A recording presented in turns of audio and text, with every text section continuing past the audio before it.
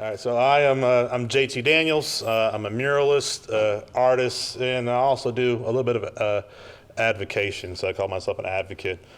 Um, let's see. It's a picture of me in front of a mural that I painted out in Manhattan, Kansas. I want to say 2 years ago. Like I think it was either during the pandemic or right before the pandemic. Currently, I'm 38 years old. I love skateboarding. I've been married for 14 years. I've got two kids that are 7 and 11. And my first love was always drawing. That's what kind of led me into mural painting. And I don't have a lot of photos or videos of me as a kid like doing art, but trust me, there's a lot of like art making and what have you. But I do have a picture of like one of my first actual studio spaces. Educational growing up, like I've got a lot of teachers in my family, and a lot of my extended family just consists of education. So a lot of elementary school was a lot of drawing, painting, trying to meet people. Middle school was just doing educational type stuff, and then high school is when I really decided that I wanted to be an artist and I really wanted to pursue it and move forward with it. And although my parents were supportive, maybe not as much initially as Whitney's parents were. My parents really pushed education, get a job, don't be a broke slouch, yada yada yada. And the thing that I worked out with my father, I went to Wyandotte High School. I graduated in 2004. The thing I worked out with my father is we had these different communities. So the different communities were focused towards what you want to do in life after high school. And the community that I was in was college focused. So you're going to go college, be the workforce, become a doctor, yada, yada, yada. And I told him I really wanted to do art. So I said, if you really want to do that, then you have to come out of your own schedule and your own time to make that happen. So my teacher, Mrs. Camper, she moved heaven and earth, and she took me before school and after school, and she did lessons with me 4 times a week. So she bought me my first sketchbooks, my first pencils, and if school started at 7 o'clock, then I showed up at 5:45, 6 a.m., and we would work until school started. And then when school was over, we'd review some things, and we'd work a little bit more, and we'd do that. And I did that for the first 2 years or so of high school until my dad kind of relented, and he transferred me over to the visual arts community, and it was like on like Donkey Kong, fill a lot of sketchbooks. At the time, like my main focus was like put in at least 3 to 4 hours a day in your sketchbook, and that was going to build up your skill sets for later. That kind of pushed me towards applying for college. So I applied for a bunch of different colleges, and I was trying to go out of state. I eventually landed on the Columbus College of Art and Design, which is in Columbus, Ohio. And it's a really great design institute. It was a really great school. It was the first place that was 11, 12 hours away, so I wanted to go. And they offered me a scholarship, which, not everyone was getting from my school. And so I went. The first year was like artist boot camp.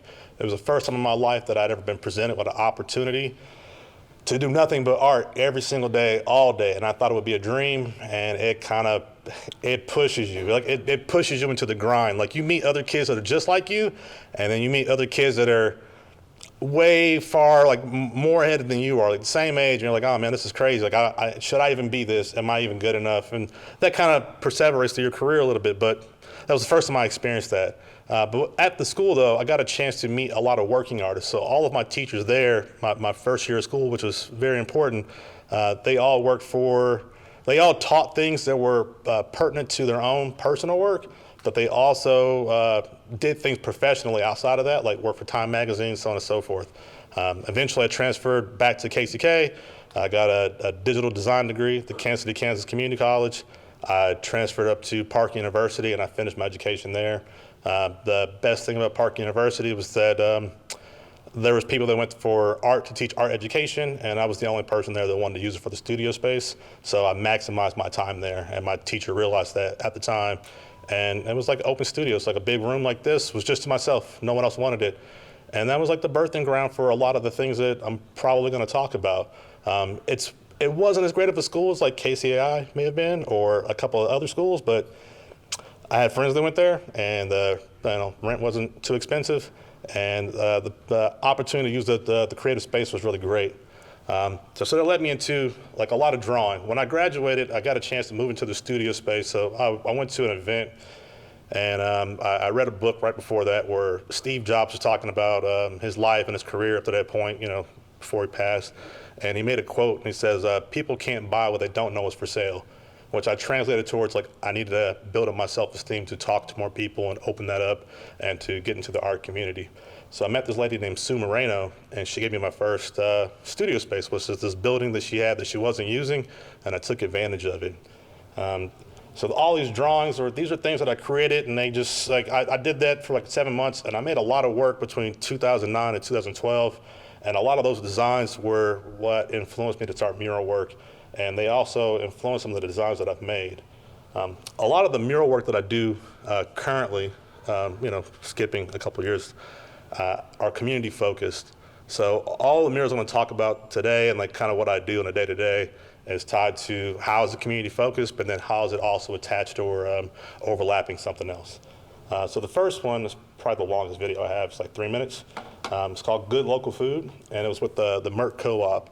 So the Merck Co-op was a new grocery store initiative that was built off of 5th and Washington, which is over in Wyandotte County. It's kind of where I grew up. The area has been known as like a food desert. So if you want to go buy food, especially like fresh fruits and vegetables, healthy meat, you got to drive like 15, 20 minutes out of the community at bare minimum. So they sought to change that, and I got a chance to paint and design a mural for them. We went through the process. We talked to kids at the local high school, the local middle school, and I got a chance to incorporate their ideas into the mural. So this mural is my design, but it's got a lot of influences from what the kids submitted.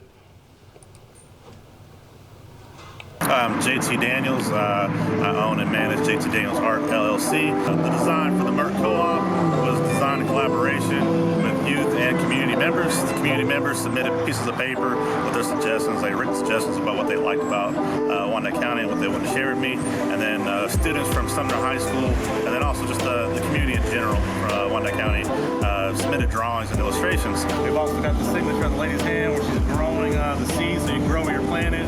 And it's also got the reuse and recycle symbol in it. And I've added like a bird, carrots, a lot of vegetation that you might either find locally or within the shop itself. And then all the colors are based off of the Merck's local colors as well. A lot of people that said the food desert exists over in Wyandotte County, which is something that I experienced when I lived here. So there was just no local grocery stores. The Family Dollars popped up and they just had like frozen foods and not really anything fresh. The Merck Co-op is attempting to kind of bridge that gap. So they've got fresh fruits and vegetables, different prices, different proteins you can purchase. Realizing it after I've been painting it for a while, this is kind of like one of the gateways to the city coming from Missouri all the way over. I mean, people liked it. I think the sunflowers are pretty warming. The reference to the planes at the top. So I have a lot of one-on-one conversations with kids that walk by. So it's been the same small group of kids that come by. They tell me they either see themselves in it or they like the hairstyles or like the ethnicities resemble them as well. And then other kids will come by and say that they've actually seen some references from their own sketches that are in the artwork. When you can feel like it's yours, even though that they didn't personally design it, they did help with the design, and they get a lot from that. You can check me out at jtdanielsart.com or at jtdaniels.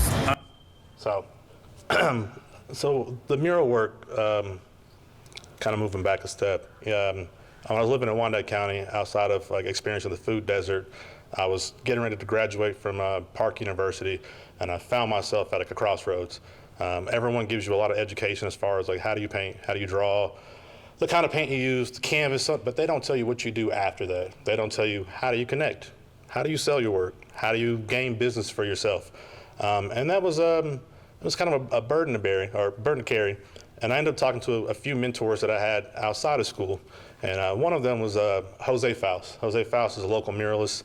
He's pretty well known for a lot of his Latino-focused murals. And he told me, he says, the weight of education is on my own shoulders. I have to teach myself what I want to learn outside of that. And then he said, don't wait for opportunities to fall on your lap. Sometimes you got to create those opportunities yourself. So speak up. So I remember walking up and down Wyandotte off of Quindaro, and I was looking around, and I was looking for some inspiration, and this idea hit me. And I said, well, I'm trying to figure out how do I communicate with people, and then how do I sell myself, and what can I do? And this glaring thing popped up. It's like, well, there's a lot of blight in my community. There's a lot of things that make me feel not well that I don't like, and we deserve beautiful things too. So the idea that we deserve beautiful things too spanned out into, well, how do I paint my first mural? Because then I don't have to sell that to the general public.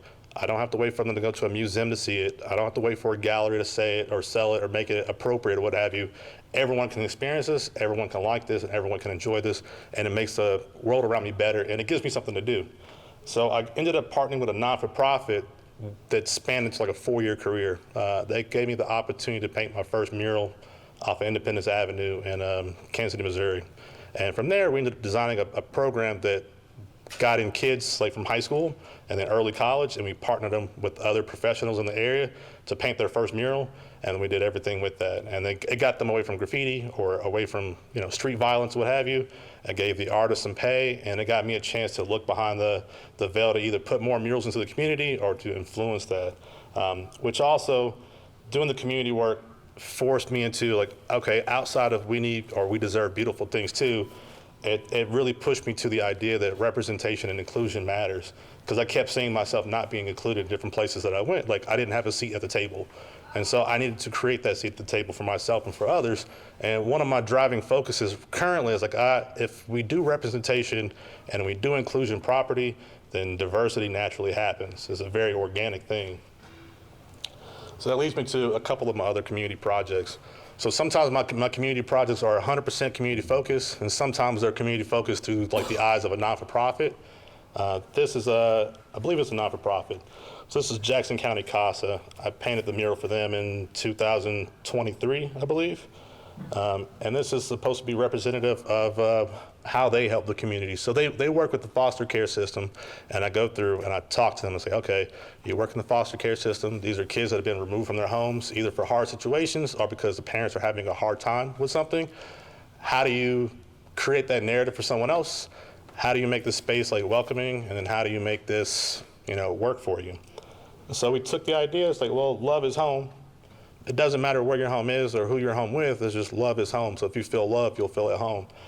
And then I got a chance to represent the community in a different way, where I have these different people from different ethnicities and different cultures kind of chipping in and bearing the weight of loving each other's kids. And then I add in the design work on their clothing. I use all their logo colors. I represent different ethnicities. I'm able to use a lot of bright colors that I like. I love using like blues, reds, greens, yellows.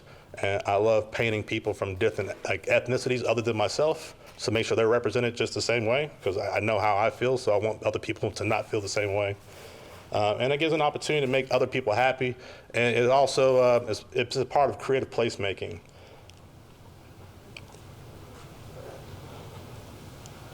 The next project that I have for you guys, it's more community adjacent, but this was like teacher focus. So I got the opportunity, or a lot of times after my mural work started, I'd have to cold call people. So I would send emails, or I'd show up at their location and say, hey, I see this is your space. I kind of like what you do. I want to paint a mural. Could we collaborate? You do that enough times, someone's going to respond with something. A lot of times you'll start off painting a bunch of murals, or you'll make some designs that they want you to replicate another artist, and it just takes some time to like set the score straight. Like, that's not what I do. That's not who I am. I want to push my own design forward, and it really worked in a way where instead of just trying to sell my own personal design, I started incorporating like the company's needs or the organization's needs on top of the community's needs. This was when I was contacted by Smart KC, or School KC, and they wanted to do a mural that was teacher focused during the pandemic.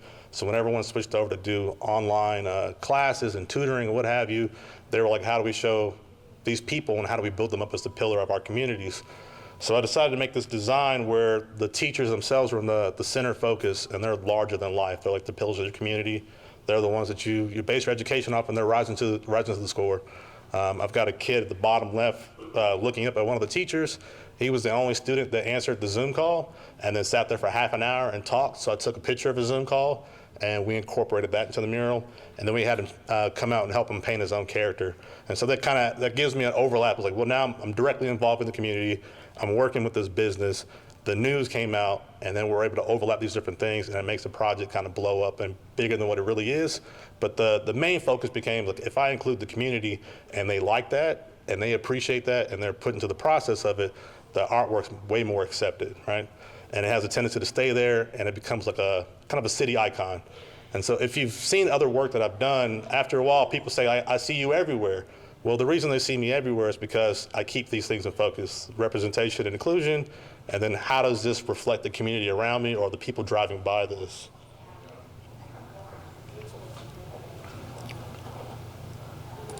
It's a fast video.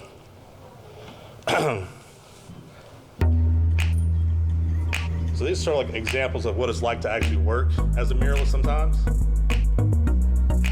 I don't work that fast. This is a quick time lapse, so I want to keep it under a minute. But this was designed for CBiz Financial.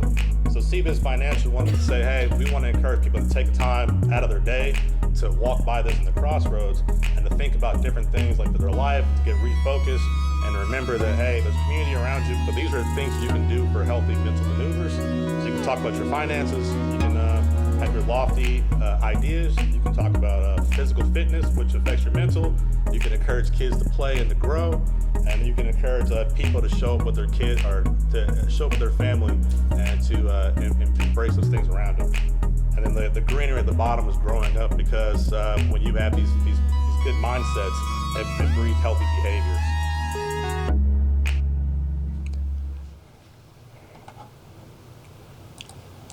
So that one's more like, it's community focused, but it's business adjacent. And then quick examples of other murals that I've done. So I do murals that are school focused as well. And so I take my time going through and I ask a lot of questions. So where's the mural located? Who's supposed to interact with this? What are you selling? Because everyone's selling something.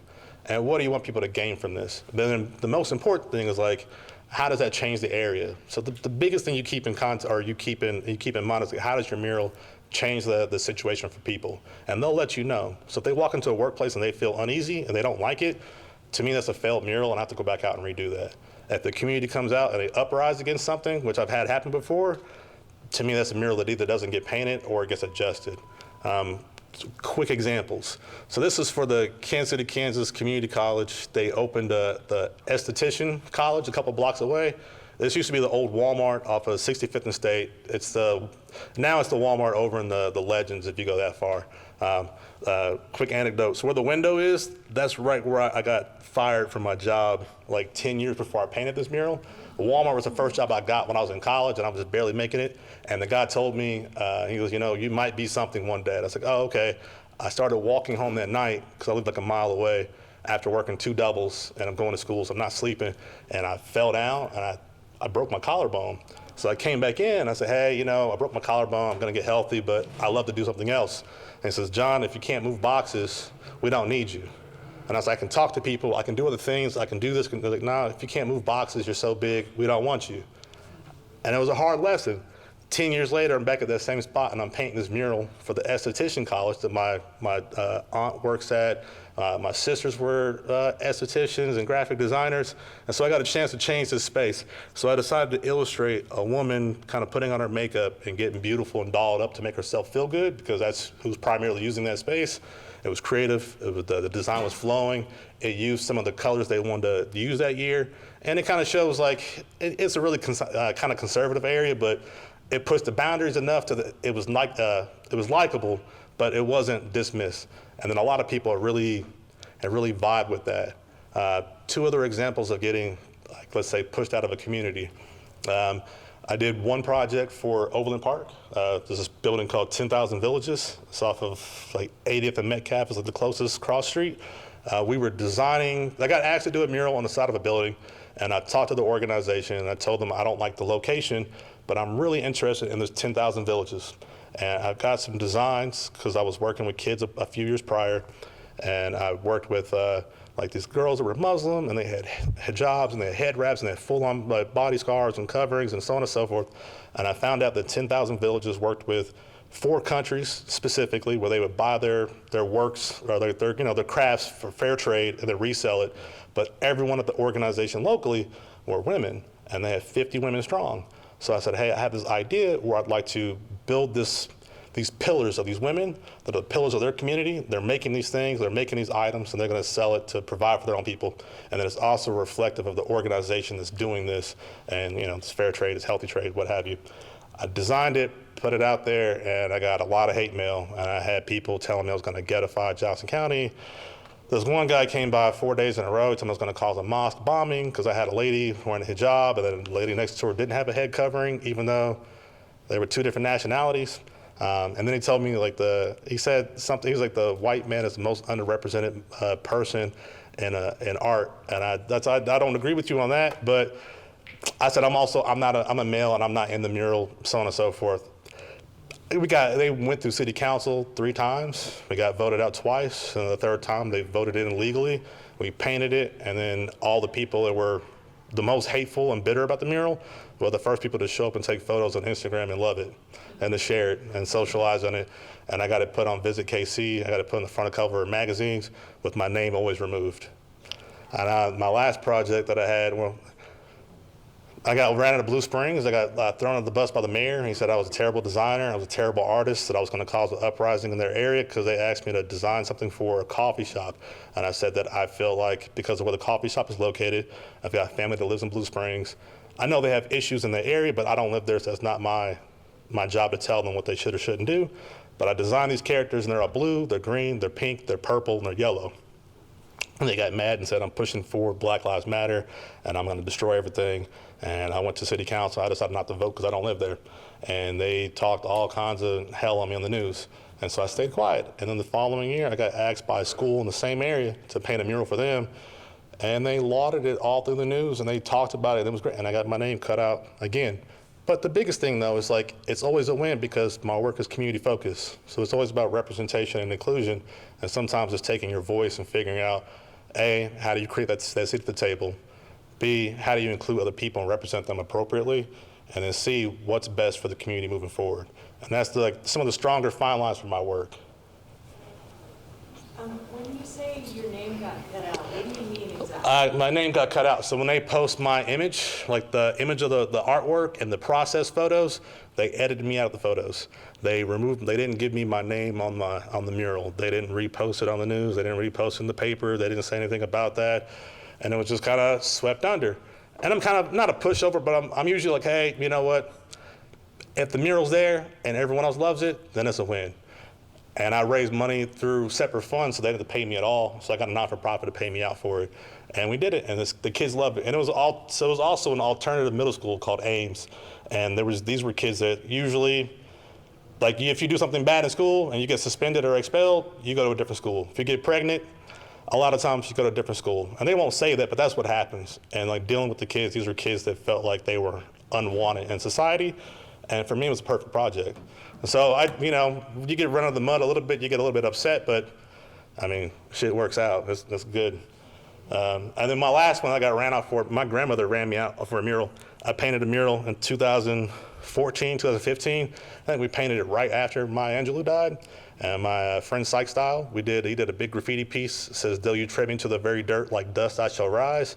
And I painted this woman on the side with this hairstyle, and I had these characters coming out of it, and it looked so great. And it was my idea. And I had these characters with ray guns. They were going zap, zap, zap. And my grandmother and her church came out and protested the artwork and said that we were going to cause gang violence in the area and that we were going to cause more bloodshed. Mural stood there for 2 or 3 years. They did that, and then later on they apologized when they found out how nice it was. So if my own grandma can run me out, then they got to do more than that. So the next one ties more into this is community focus. So community focus, when I say community focus, I'm always worried about artwork that's in a public space. So if you can see it when you drive by it or when you walk by it, to me that's community focus. If it's on the inside of a building or the inside of a store, that's more for their own advertising and marketing. And then there's other places, like I painted for the Facebook data center out in Iowa. You'll never see that unless you work for that specific data center. And then you can't bring yourself on to take a photo anyway because it's on lockdown. It's crazy. It was a different project, but what have you. This was community focused, but this is tied to Google Fiber. So when Google Fiber was doing their big push into the city to get everyone hooked up to internet, they came through and they asked for a mural. And they wanted it on the side of the Gym Theater in the 18th and Vine district. The only hard part about this mural was there was a few things, or a few caveats. I did a reference to Charlie Parker, which I did a silhouette of Charlie Parker playing his saxophone, because I found out last minute that the family owns the rights to his own image and his likeness. So if you don't get approval for that, you can't use that, which was the first time I ever ran into that, so I learned from it. And then also the people from Google Fiber from like Miami and Los Angeles, and they didn't know that it gets cold and wintry and frozen outside in December. So we had 3 days to paint a mural, which essentially meant we had 1 day. The day before was freezing rain, but you could work in it. And the day after was supposed to be frozen over, solid, your paint won't work. So I did the whole thing in about a day. We shot a video for it through Google Fiber. It's probably one of my favorite videos too. I think this is a good job of explaining the district. Adding art into a community makes it better through not only the act of beautification. You take a blank wall or a dilapidated building or something that's not being used, and you're sprucing it up, you're making it look better, but then at the same time, a piece of art that's done well is one that includes the history. Typically, art tells a story, and typically that story relates to the community. This is where it all started. The culture, the music. Here is where some of the greatest musicians ever played. The thing that motivated me most to be a part of this project was the area. So I knew it was gonna be off the 18th and Vine, and I just knew it had jazz involved with it. I love the vibes of jazz. The energy within the music itself made my design just popped off the page. I knew what I wanted to do even before I was picked for the project. It shows and tells the culture of 18th and Vine. Because maybe this is historical down here, and that just brings it out in its own art, I'm telling you. So this project was pretty beautiful, get a chance to meet people. The reason that there's all the colors and everything behind the Charlie Parker is that I decided to focus on the act of the ability to have synesthesia. Synesthesia is when you listen to music and you see color and you vibe with it that way. And then with the blacked out silhouette, that was a way to say, hey, he was a progenitor of jazz music, especially in our area, but worldwide. And he was a black man, but with the silhouette, it allows visitors to come by and like you can input yourself in that story. So you see a silhouette, you can think about who it is, but when you don't see that person, you're able to kind of see yourself in that. And it allows you to come into the area and experience those things and have fun with that. Some of the last projects that I have are, these are more like small business focused. So I have like Betty Ray's ice cream. I have to take, certain times you get design problems. And I drew this at my day job before I quit it. So I quit my day job in 2019, 6 months before the pandemic hit. And I was gonna go and do amazing things. We had a $750,000 project lined up. We were gonna split it between my friend and myself.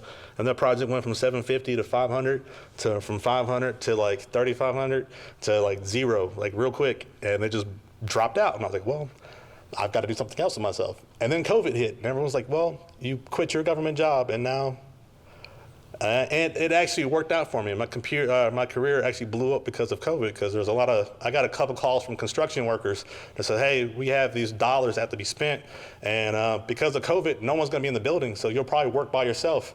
And I love being by myself and not talking to people and just listening to music, so I was like, good, let's get it. The Betty Ray's was one of those situations where like, hey, no one's gonna be around you. You can just design it and put it up there. But the problem is we don't own the whole building. We can only paint a mural that's on this portion of the wall, but if it looks good, they'll let us extend it out for both of these doorways. Because how can you paint ice cream on a wall that's melting or something like that and make it interesting? And then make people wanna hang out and be there and do some things. And then you also see this from the streetcar when you come around. So I took the idea, it's like, hey, I went in and said, what's your interior gonna look like? And then what are your like 3 favorite flavors that you sell the most? And then we'll take those and we'll match those colors and we'll turn it into like a melting, like kind of a sundae or like an ice cream sandwich. And then they have a lot of greenery inside of the building, like a lot of plants that they have. So we included those.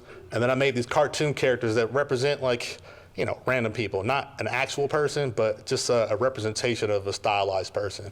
And so I came up with key like elements that make you feel like, you ever feel like you see something like, I don't know why I feel like this, but I should take a picture right here. Not the whole mural, just right here. Well, I design those things on purpose. A lot of times we find like points of access or points of interest or just keep like bubble points. And I says, hey, this is your Instagram worthy location. So I throw that in there. So I created this, these ice cream characters on the side that has like my graffiti adage like yep and sup. Yep is like a call and response, and SUP stands for what's up, what's going on, but also surviving under pressure, because that's the one thing that unifies everybody. We all have pressure we're dealing with. And people look forward to the mural work. So I've got like this melted ice cream, they got the chocolate chips at the top that are sprinkling down. A lot of kids love to stand right there. And then right in between the 2 doorways, you have the one character. And the word bubble, you don't see it now because it wasn't painted just yet, but I have the Wu-Tang Clan symbol, so people go look for that because they play a lot of Wu-Tang Clan in there. And then on the other side, there's been a table there now, but there's a guy holding a green ice cream cone, which is like pistachio. People go there and they take photos on purpose. And this is like, for us, it's like small business, but it also is like creative placemaking. So it gives people a place to go to that they feel comfortable with, and they want to do other things there. And for me, like the most successful thing a mural can do is be put into like someone's hip hop video, their rap video, their TikTok. If you want to take like, you know, if Whitney want to go and do like your clothing and take photos in front of one, like use it. You don't have to always tag me, but use it. And I love it when people immerse themselves in that. Another small business was out in Lansing, Kansas, like Leavenworth. And this is like a drive-through donut shop. So we took an old car wash, and they decided that people wanted to drive through and get donuts and ice cream and what have you. So I created a quick business design. So this one's like, a lot of people out there love it because they don't get a lot of color in the area. So it's really attractive, and it catches your attention. And then you get to drive through and have like some funny characters on the inside of the car wash, but none of those photos turned out that great. The last mural, and then it'll transition to my what else did I do, and then I'll shut up and let you guys ask questions. I do like more business focused. So I've got a mural, I did a collaboration with my friend Psych Style. We did work for the Chamber of Commerce in 2019, and it was the first time that they decided we wanted to do the Kansas City Chamber of Commerce and show both sides of Kansas City, so both sides of the highway, or you know, viaduct and what have you. So this is us. We're painting on two different Plex pods. So there's a Plex pod not too far from here, off of 35, like next to Dixon's Chili. And then there's a Plex pod over right in front of Betty Ray's off of 4th and Delaware. You can see it from the streetcar.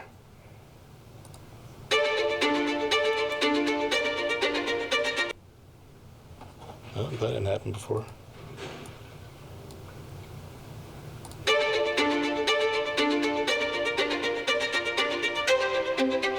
I'm from Kansas, he's from Missouri originally.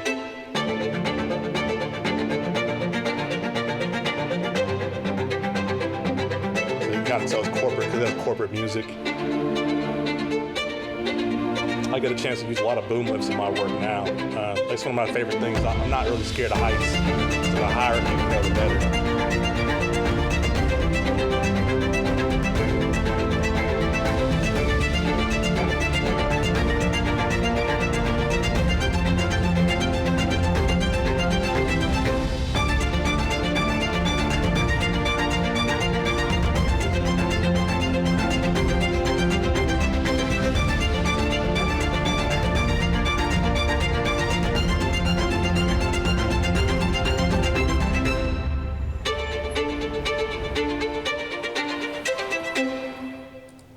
So after we did that, we also got a chance to create their graphics for the convention that same year. So they have like a digital backdrop. We created that, and then the flyers and the booklets that went out for the event, we created that as well. And that's one of the things that I do with the artwork. I use Adobe Illustrator a lot now because you can create the assets like 1 or 2 times, and then you can infinitely use that for other things. So once you create a character or a word or whatever you want to create, you can always save that and then enact that for other projects. Flip things around, change it around, change the hairstyle. After you look at more of my murals, either on my website or you see them in the city, you'll start to see certain characters pop up. Like this one was kind of similar. Like, yeah, because I flipped it and I changed the hair and I changed the skin color and it still works. The last one is like, I don't really get a chance to paint murals that are just fun, even though they're still community focused and I like to paint other people and tell other people's story. But this one was like one I got to do for, not for free, but I got a chance to paint it with Spray KC as a local non-for-profit. And this was during right after like the riots and the protests happened during 2021. And this whole building in the plaza was like covered with graffiti. So the city was like, what are we gonna do with that? And we said, if you just cover up the graffiti, they're gonna put more of it up. But then also, more importantly, they graffitied the building for a reason. You should listen to the city and what they're saying. So let's do something that's reflective of this and do something different that's on the plaza that's not been there before, which is paint a building with a mural. Like most places are like, we want glass, we want brick, we want brown, tan, that's it. Anything else, get rid of it, you're out of here.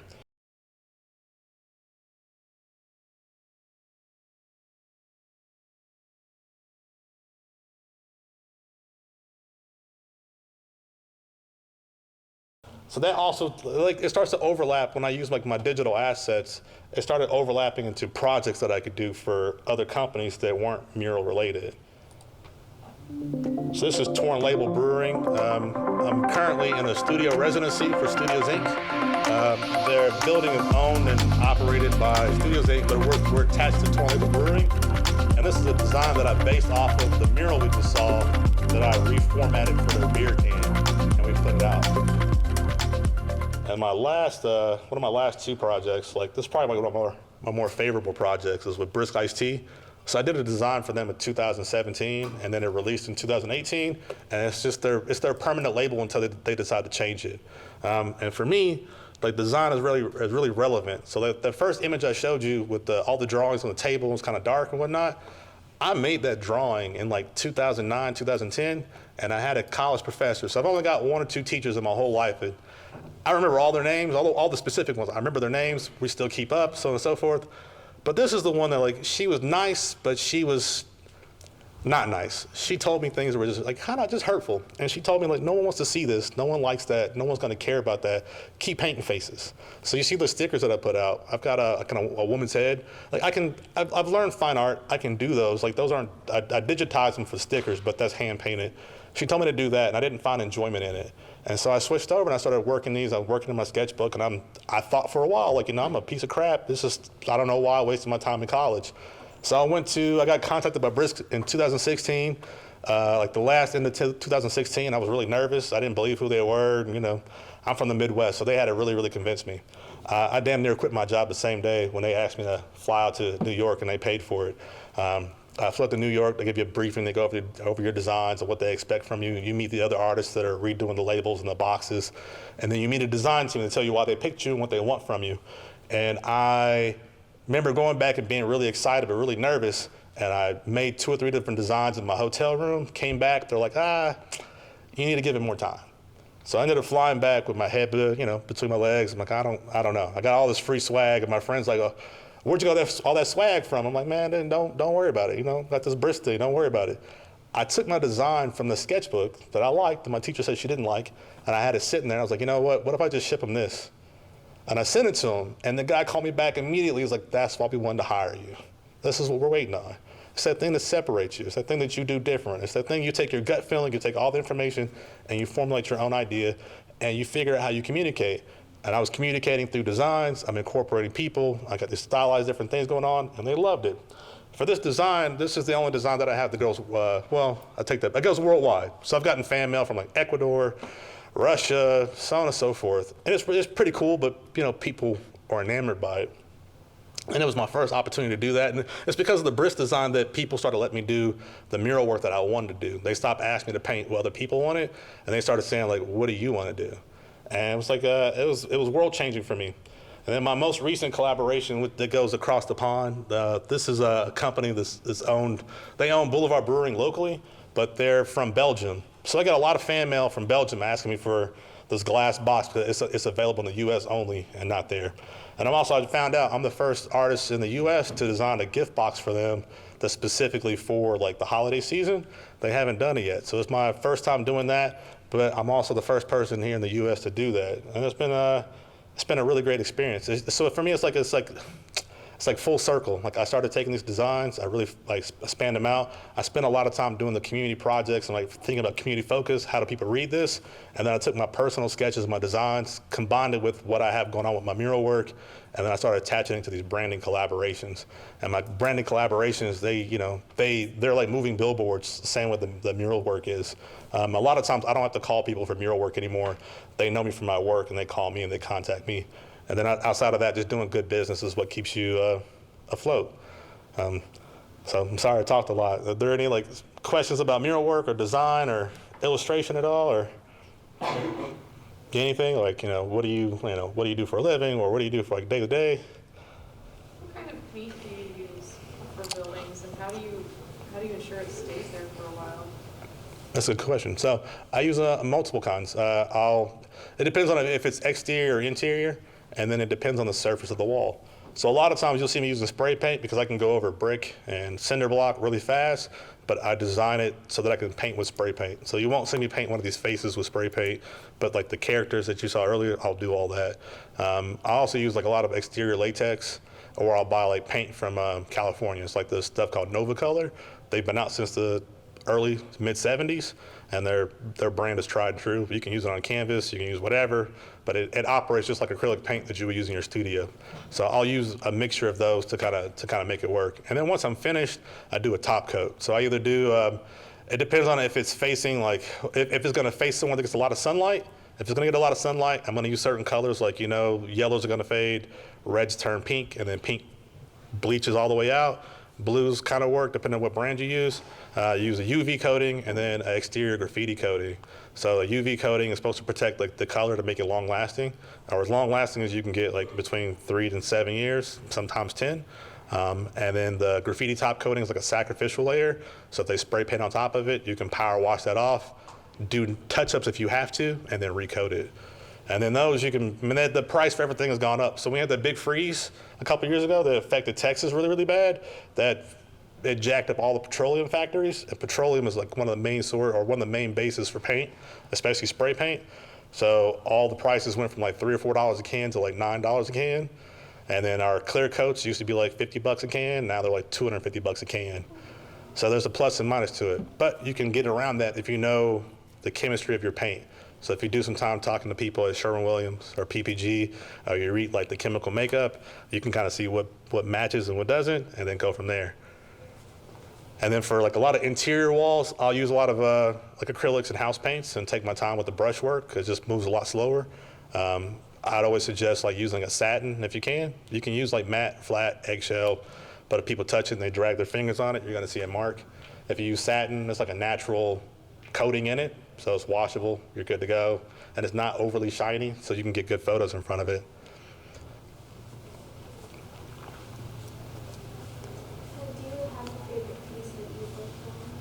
Do I have a favorite piece that I've worked on? I kind of treat them like old jobs. Once I start working there, I don't go back. So that sounds real rude, but I'm I put so much time and energy to it. I'm I don't even want to look at it no more. People tell me, I saw that mural go up. Yeah, I don't even know what you're talking about. So people ask me, what's the name of that mural? I'm where's it located? Oh, 5th and Troop. That's the 5th and Troop mural. I don't know what to let's see. I probably my favorite one is the one on the plaza. So all of my murals, when I first started painting murals, it took me a whole summer to paint my first mural with 2 kids and so on and so forth. Now I can usually do a mural in about 4 to 6 days or less, usually 1 to 2 days, depending on the size. The mural that I showed you on the plaza with all the boom lifts and everyone operating around it, I painted that in 4.5 days, and it started raining, icy rain the last day, so you have to finish it up. And then it was also kind of during COVID, it was 2021, so I had to call up I got friends that do graffiti. I don't do graffiti because I'm soft, I ain't trying to go to jail, all that kind of jazz, and I ain't got money for all that. But I had to call up a lot of graffiti artists in the city. Hey man, can you drop some paint here? So no, you can't be seen on camera. We're gonna do a lot of filming. I need colors. Do you have any reds, blacks, blues, purples? What do you got? And I had people just kind of showing up and dropping off boxes of spray paint. And so that's why the colors kind of look the way they do. I got those and I had to respond to the materials right then and there. It was a fun process, calling people on a boom lift. It's raining, it's hot, it's moving around. But it makes you feel really alive, working outside, and I love it. I like doing design work in front of my Wacom tablet and what have you, because I've got a 27-inch Wacom, but nothing beats being outside and beating the weather with it.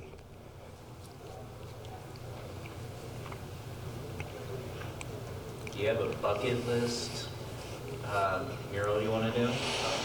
Aspirational? I did, but the people already got the world records for them. So I'd wanted to paint a silo originally. So we spend a lot of time doing speculation. We look and see what's going to be popular in the next 3 or 4 years, because I live in KC. KC is behind everyone else as far as what's popular. So I painted a basketball court this summer, and it wasn't as fun as I thought it would be. I painted the month of July, and I lost 15 pounds just sweating it out. It was not fun. The design, I ended up watering the design, the design down a lot. You got to put one color down 4 or 5 times and then wait for it to dry and then roll it out and then brush it, and you're on your hands and your knees. I'm pushing almost 40. I'm kind of looking to see, I'm really interested in seeing what the next generation does. So with the whole representation and inclusion, I never wanted to be on top forever. I like having your 15 minutes. But I love inspiring other people to say, hey, if you can have access to what I have now earlier, or that this is available to you at an earlier age, then that's worthwhile. So I've been picking up, I think right now I'm aspiring not to murals, but get better at public speaking. So I'm trying to practice at that right now. Do you use Do you own the lifts that you use, or do you rent them? Do I own the lifts or do I rent them? I rent the lifts. I considered buying a scissor lift at one point in time. It was kind of cheap, but the upkeep is not fun. The batteries are expensive, and then you got to have somewhere to keep them. They can be a pretty penny. I don't know. We've kind of tossed it back and forth before. Like the electricians that have the trucks with the lift in the back, they look really nice until you find out they cost like $250K. And my wife was like, absolutely not. You're not going to have that. I'm like, well, think of how cool it'd be. During COVID, I saw a fire truck that was like only $10K that started a working hose. I was like, man, what if we put paint in there? And my wife just shut the internet off. She's like, absolutely not. Can't do it, right? Yeah, we rent them, and then you can write them off your taxes for like utility services at the end of the year. And so like my day-to-day is like I usually answer a lot of emails. I work on a lot of design work. The designs take longer. So sometimes a design might take me 2 weeks at bare minimum, or it might take me 2 months. It depends on what the client's asking me for. Sometimes they ask for a lot, and you have to build up the courage to start telling them what you're gonna do and what you're not gonna do, and what looks good and what doesn't look good. And just kind of relying and setting in that. Right now I'm in Studios Inc., so I'm in my studio space. I create a lot of paintings, and I work with my kids, and I watch them make stuff. I'm getting ready I've got a solo show coming up next year, and I've got a show with Lidi Volkus that comes down this weekend, so just gonna prepare for those things. So what would you, it's kind of a word the question, young artists who need practice space to be able to paint murals? You know, there aren't a lot of people who would just say, oh yeah, practice on my wall over here. Best thing you can do, you can either approach a small business and ask them, or the easiest thing you can do is if you have a house anyway, or a grandparent, something like that, go to Home Depot and buy a couple sheets of masonite wood. It's like pretty cheap. You can get the thinner stuff for like $25 or something like that. Lay it against something, put a tarp underneath it, and practice on that. When I was learning how to spray paint, I bought like 3 of those panels for they were like $18 a piece at the time. I lined them up inside of my parents' house, put down all the appropriate tarps, and I just did that for a few months. So I've only been spray painting for maybe like 6 or 7 years. Masonite wood? Yeah, Mason. You can get it at Home Depot, Lowe's. You can order it online. You can get sheets of cardboard too if you like. Whatever you're doing, just expand the size. So if you're doing only 8.5 by 11s now, like this, try to go 4 foot by 4 foot if you can with a canvas, and then you build up from there. It's just building up your confidence level. Everything else comes along with it. Are there any other questions? Or thank you guys for being like my test group. I think we got like 6 more minutes, but yeah.